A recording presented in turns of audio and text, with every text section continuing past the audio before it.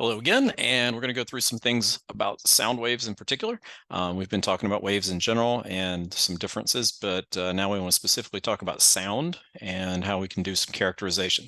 Also want to talk about the medium that sound waves travel through and specifically how that affects the sound wave itself. So we got a few questions we're going to try to answer specifically today. What are the characteristics of sound waves?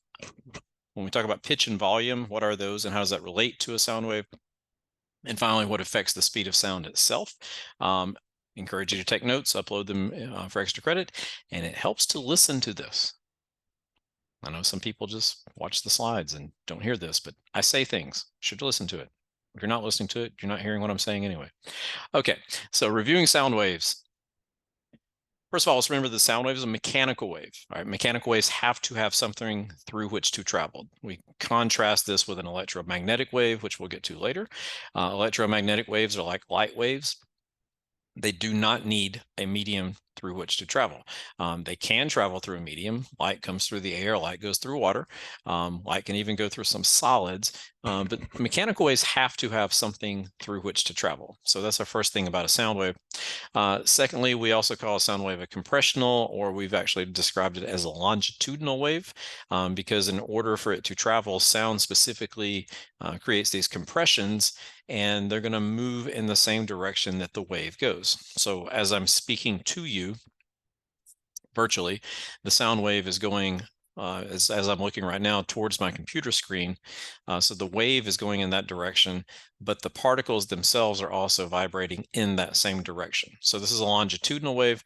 We contrast that with a transverse wave, which has more of the up and down slinky shape when we move the slinky side to side. Definition of a medium again, medium is the substance through which a wave can travel, right? So there's all kinds of different media: air, water, particles, strings, solids, liquids, gases. All right, so anything a wave can travel through can be an example of a medium, and it is the medium that affects how fast the wave travels. It's not anything about the frequency of the wave. It's not necessarily anything about the wavelength. The key thing that causes something to that determines the speed of sound is going to be the medium and the medium itself, right? When we're talking about waves again, we've got a couple of things that we've discussed before. Amplitude. When we draw this out, this is typically the height of a wave. And when we're talking about sound in particular, the amplitude of the wave would result in volume. Now, even though sound waves travel in a longitudinal or compressional way, it's hard to draw it like that. So sometimes we still will draw a sound wave as if it is a transverse wave, even though it really doesn't travel that way. It helps us to understand and see the amplitude and the frequency a little bit better. So the amplitude of a sound wave is going to correspond to how loud it is. So the louder it's going to be, the taller the wave would be if we drew it like a transverse wave. The frequency, in other words, the wavelength, that is how our ears end up hearing the pitch of the sound, either how high it is or how low it is.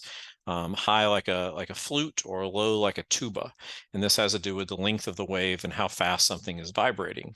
So what happens is when the wavelengths are longer, that's a lower frequency. It's basically a slower vibration, and the pitch is going to be a low pitch. So when we have something with a deep voice, the vibrations tend to be a lot slower and longer. That's why musical instruments that make deep sounds like that tend to be larger, so that they can produce longer vibrations. Small instruments, they tend to produce very high pitches because they have a shorter distance and they're able to produce faster vibrations. Again, this is going to be in hertz. So when we're looking at a sound wave, what our ears end up hearing with a wave is how loud it is and how high or how low it is, the volume and the pitch. So in reality, if we're looking at a longitudinal wave, again, sometimes called a compressional wave, it has a couple of sections in it. So in the illustration, the diagram, right in the middle of it, you can see that the spring, if this were a slinky, is spread out, whereas on the ends, they're kind of pressed together a little bit more. So these ends are called compressions. The middle is called a rarefaction. This kind of corresponds to a crest and a trough if we were drawing it as a transverse wave. These are just the kind of the two different parts. So from compression to compression is basically the wavelength, as you see on the diagram there at the top. So the wavelength is from one part of the wave to the next part, so excuse me, to the same part of the next wave. So from a compression to a compression would be a wavelength, just like from a crest to another crest would be a wavelength if we were drawing it transverse. If we have some illustrations, again, sound waves don't travel like transverse waves, but when we draw them, it makes it a whole lot easier to interpret. You know, it would be hard if we drew a sound wave like this and to be able to see it very well. So it's a little easier to draw a sound wave as if it were a transverse wave. So if we analyze this, again, what we would see on the left is this will be a low pitch wave because the wavelengths are spread out farther, and that's going to be a lower frequency. Over on the right, we see that the wavelengths are close together, which is going to result in a higher frequency, and that's going to end up having our ears hear a higher pitch as we do that.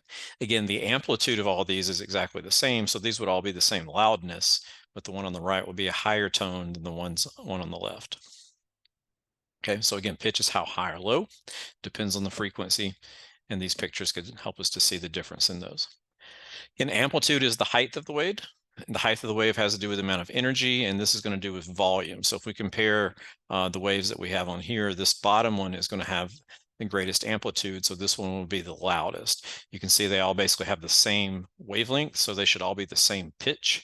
So this could be like someone's voice going from a whisper to a scream, although hopefully their pitch wouldn't change on that. So if we look at these illustrations over on the right-hand side, the higher pitch would be the one on the bottom, again, because they're closer together, and the one on the top is farther apart. So lower frequency, lower pitch, higher frequency, higher pitch. Again, sound waves have to travel through things, and because of that, sound can travel at different speeds. Typically, no matter how loud or how high or low the sound is, it's going to travel at the same rate unless the medium changes.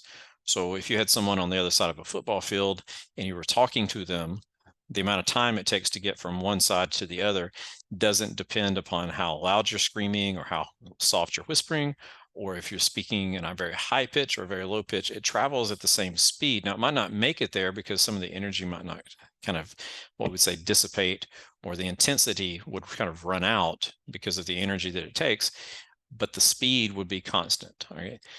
So to understand this, the energy through a sound wave needs to be carried through collisions.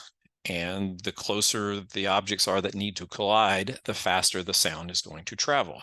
So kind of contrary to normal belief, sound's actually going to travel the fastest through a solid. Even though we speak through the air, sounds are actually going to travel faster through a solid. So if you tap a table or something like that, the sound moves faster through it, because in a solid, the atoms and molecules are bound closely together. So those vibrations are able to move a whole lot faster. All right. A gas, on the other end, the particles are spread out very far. So in order for one gas particle to hit another one, it may not actually hit it directly. It may move and kind of bounce. I don't know. It's just harder, and it requires a little bit more time for that energy to go through. And so it's going to end up causing it to be a little bit slower. Right. In space, there's nothing to vibrate, so there's no sound at all. So again, sound has to have something to cause it to travel. In outer space, there's not anything. So in this table up here, you can look at some data, and this says the speed of sound through different materials. You can see on the right-hand side, the numbers get bigger in general. Although the steel number is a little bit larger than glass. So in air, the speed of sound is about 343 meters per second. That's about, I think it goes about 1 mile every 5 seconds. So think about when you see lightning and hear thunder, typically it takes about 5 seconds for the sound to travel. If lightning strikes a mile from you, it's going to be about 5 seconds before you're going to hear the sound. However, in water, it's almost 5 times as fast, and in steel, it's 20 times as fast. And again, because it relates to the density and how packed together things are. So we can also infer the density of a material just by looking at how fast the sound travels through it. Typically, again, the higher the speed number is, the more dense the material is going to be. Same thing with this graph. If we look at the speed going from left to right, as we go from the bottom to the top, speed's going from 0 to 6,000. So gases are the slowest, liquids are a little bit faster, solids tend to be way faster, and different solids themselves can transmit sound at different rates. Okay. So there's a couple of questions. Like in movies, sometimes you see a character put their ear down to the ground to see if someone was coming or if a train was moving. Does this work? Sure, it does, because sound is able to travel through solid objects, not just in air. If you're in a space station or you're watching a movie about space and you see an explosion, how long should it take to be able to hear the explosion?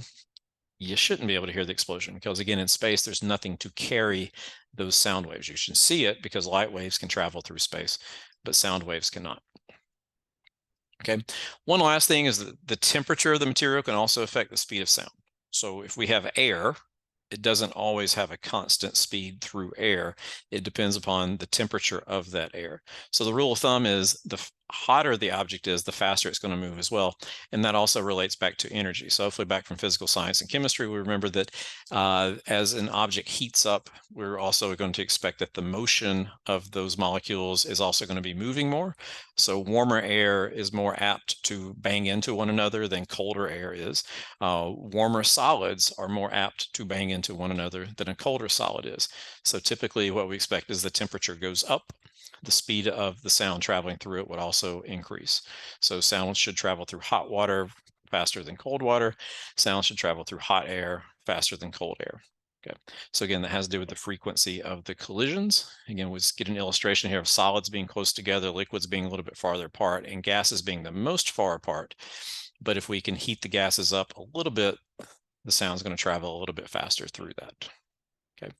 So we've got a couple of things we'll get to after this, but I'm going to wrap this one up right now. And hopefully you got some questions that you can go answer and make sure that you kind of understand what we're doing with this. And that's it.